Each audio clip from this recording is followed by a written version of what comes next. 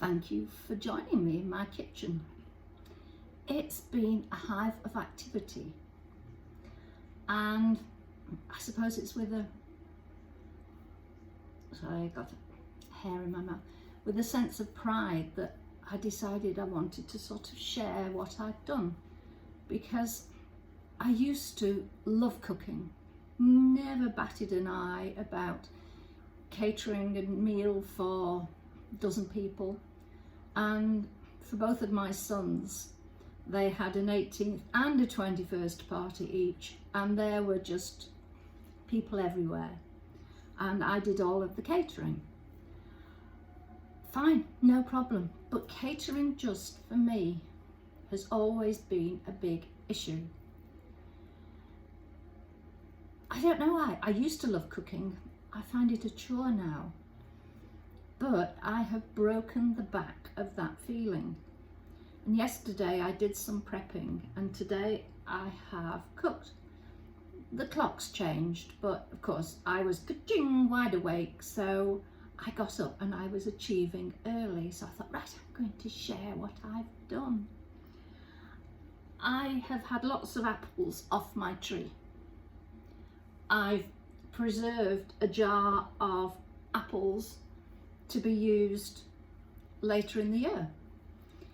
I couldn't freeze them because the freezer is already full. I used some more apples to make this apple and sultana pie, and I made two others that are in the freezer. I've frozen them raw and just popped them in. And whilst I was doing all of these, I made myself a fish pie, and it's just fish in a dill and white sauce, topped with creamed potatoes and grated Parmesan cheese. But whilst I was doing that, I did another one, which again is frozen, ready to go in the oven at a later date. As for these jars, well, I've got red tomato chutney because a friend very kindly gave me some tomatoes. In fact, they were from a friend of his, so they carried on tumbling down until somebody who could use them said, yes please. And I've included sultanas and spices in there. This one is a green tomato chutney, and some of the tomatoes that I was given were, surprise, surprise, green. So I have made a green tomato chutney there. And then these other jars, a note to self, you must label them, are apple chutney from my own apples. And I've always worked on a waste not, want not way of being. When I was little, my mum would have left trimmings of pastry over, and I would use those when I was about 4 or 5 and make little jam tarts for my granddad to take into work with him. And it was in later years, long after my granddad had died, that I said, can I ask a question? Did he really eat them, or did he put them in the bin on the way to work?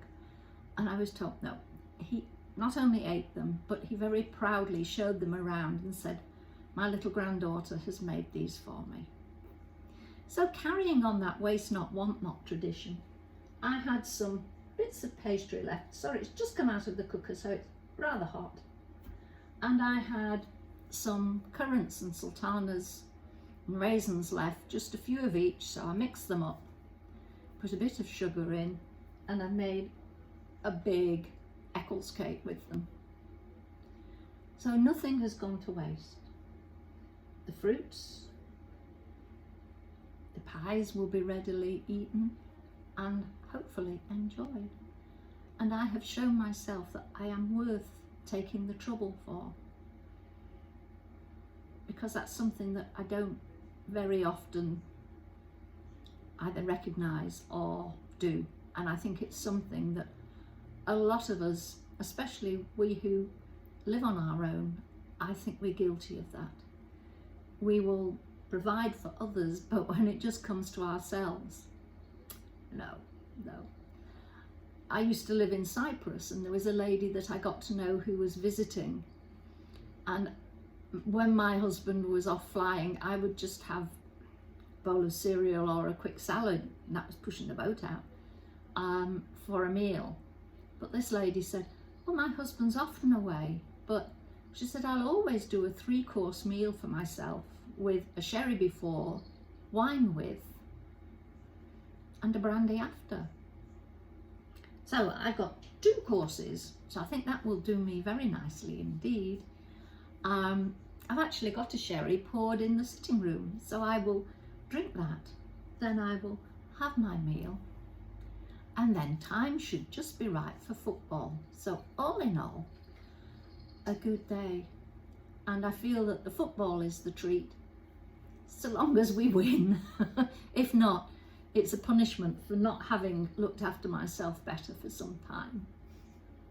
So thank you for listening, and I shall go and enjoy my meal. Take care. Speak to you soon. Bye.